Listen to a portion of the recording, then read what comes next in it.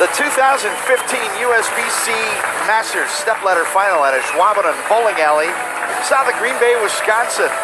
Mike Jakubowski with PBA Hall of Famer Randy Peterson and Kimberly Pressler. Hey, Mike. Time for the Geico Championship recap, Randy. Match number 1, Martin Larson, just a horrible break in a really tight match. 8th frame, floor 710. Weber, well, he needs a double in 8. He gets up, and he gets all 3 in the 10th.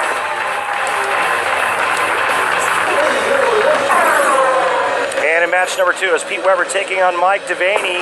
Weber starts with a 3-bagger and then converts the 2-4-7-10 to maintain his lead. Gets up, throws a nice strike there in the 9th frame, and that was pretty much all she wrote. And then in the match, we just saw Jason Belmonte can strike out from the 9th frame on. He gets the first 2 in the 10th.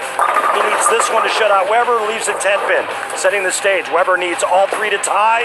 First ball, through the nose, game, set, match. Jason Belmonte advances to the championship match, and Kimberly Pressler is laneside with the amateur. Thanks, Mike. AJ, in your wildest dreams, did you ever think the first time that you competed on national television, you'd be the #1 seed and going for a major? It's an absolute dream of mine. It's completely unreal. This week has been unreal, and just going to take it one shot at a time and hope for the best. Well, how are your nerves right now? They feel great. I'm bowling for a title, and I only got to bowl 1 game, so hopefully the best happens.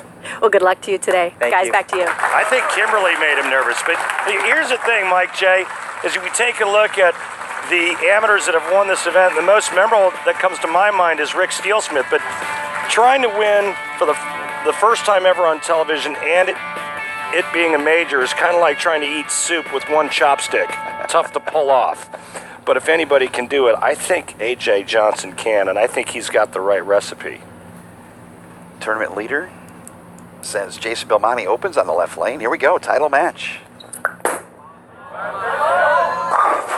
Ring 10 from the outside angle. I mean, there's so much angle that he's playing.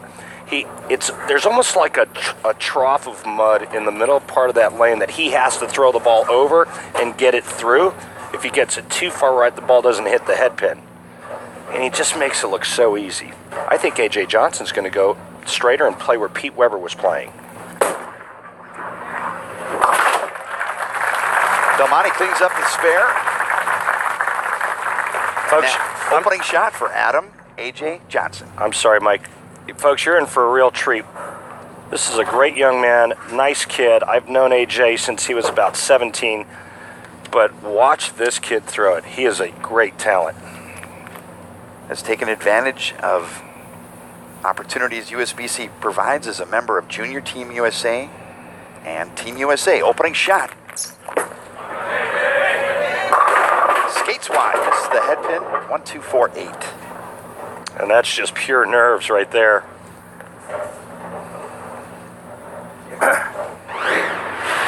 He's going to try to go straighter and play where Weber was playing. This kid can hook the whole lane. He's got so much hand, but he's learned how to be versatile. He's learning how to play all angles, and I watched him a lot yesterday, and boy, he played him really good when he was going straight. Screech to the line. A.J. Johnson just stuck to his game plan, and it's worked all week, Randy. He only tries to do what he can do. And now Kimberly Pressler's with Pete Weber. Thanks, guys. Pete, you looked a little bit aggravated out there. What was Belmo doing that was making you that way? Well, we asked the players to keep their towels and rosin bags off the ball return, and he kept putting his towel on the ball return, and I don't want the stuff on my bowling ball, because I don't wipe my ball off. So whatever's on his towel is getting on my ball. That's what I got upset about. Do you feel like that was affecting your play then? I let it get to me, but you know what? I think they should have enforced it. As soon as he said it on the ball return, they should have told him to get it off. So that's my opinion. This was a heartbreaking loss for you, and thank you so much for your time. No problem. Guys, back to you. No bones about it. Well, I mean, it's one of the reasons why we love Pete. He's honest. He's always been an honest guy, and he'll tell you. exactly how it is, and I think you have to respect him for that. Baby split for Johnson. Great shot there. Nice cover.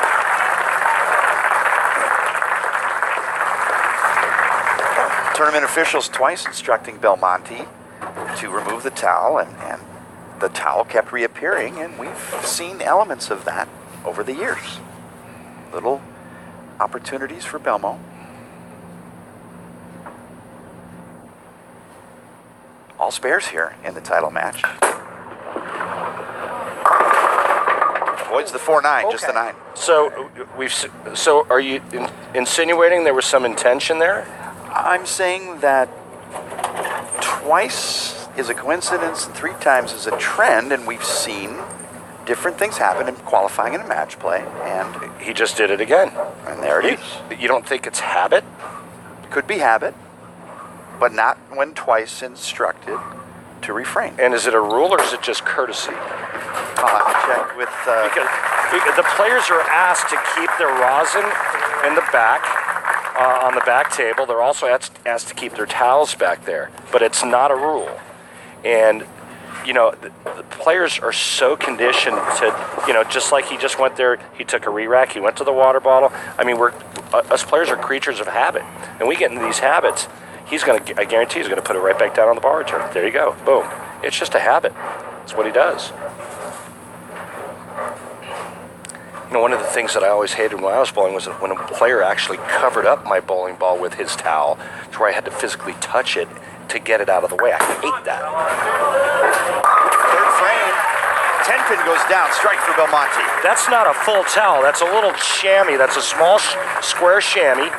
And he's just simply putting it down in the flat part between the bowling balls. Now, if it was you and I going at it and you kept putting your towel on top of my bowling ball, I'd throw your towel over to the next pair. I've seen it done before. Have you been the offender of that flying towel? No, Marshall Holman. Marshall Holman once threw his Norm Duke's rosin bag at him. Johnson yet to hit the pocket. Closer. Oh. Almost a big break, just a 2-pin. So again, it's a very similar ball reaction for A.J. Johnson as it was for Pete Weber. Both players playing the lanes very similar. You can see the right lane pushes. There's a very slick spot as he trips the 10 out, almost carries the 2. So there's that little wiggle spot on the right lane, and the left lane hooks a little bit.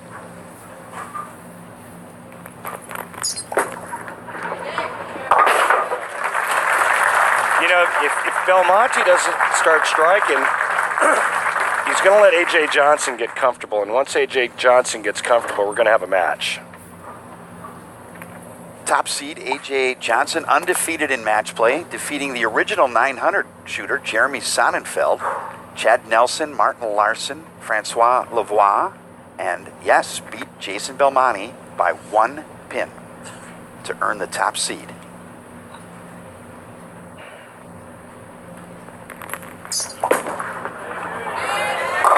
Little wide again, pays the maximum penalty, 8-10.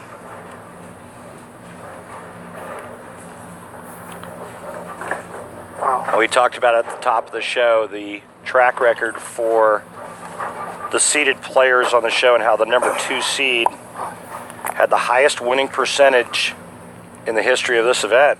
And there it is right there. No players ever won from the 4-hole. Belmonte, the only player to win from the 5th seed. And he missed them both. A couple factors at play. First appearance on television, but also what's left on the lane surface.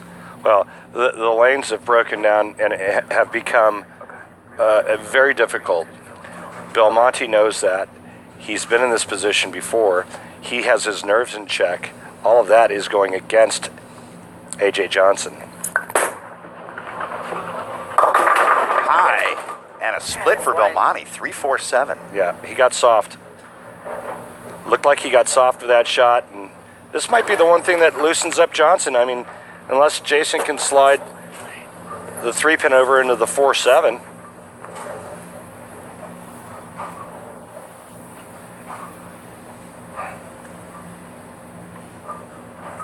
slide the 3 into the 4, and Belmonte opting for the count. Highly unusual.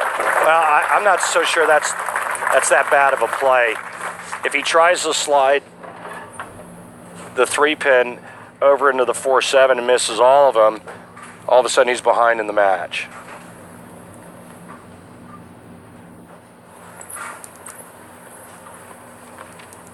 All right, well, he wouldn't have been behind the match, but he would have been tied in the match. They would have had both had 63 in the 4th.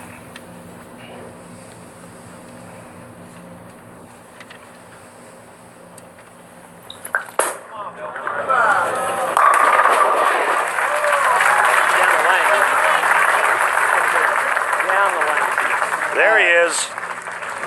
David Labar, co-proprietor here of the Ashwaubenon Bowling Alley, joined by Dave Drew, the co-proprietor here, and Matt Orvis, the general manager. Big thanks to Ashwaubenon Bowling Alley, great hosts of this 2015 USBC Masters, 60 lanes here in Ashwaubenon.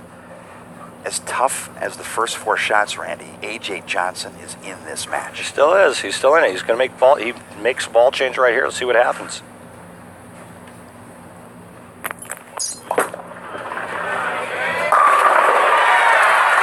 Nice shot for A.J. Johnson. Clears the rack.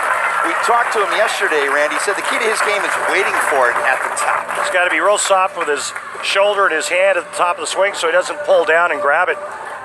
But after his last shot on this left lane, he went over and spoke with Tim Mack, his tour rep, and I guess they had a conversation about changing equipment, and A.J. Johnson went to something stronger.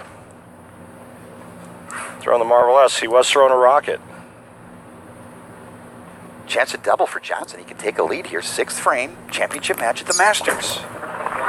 Between 3rd and 4th arrow.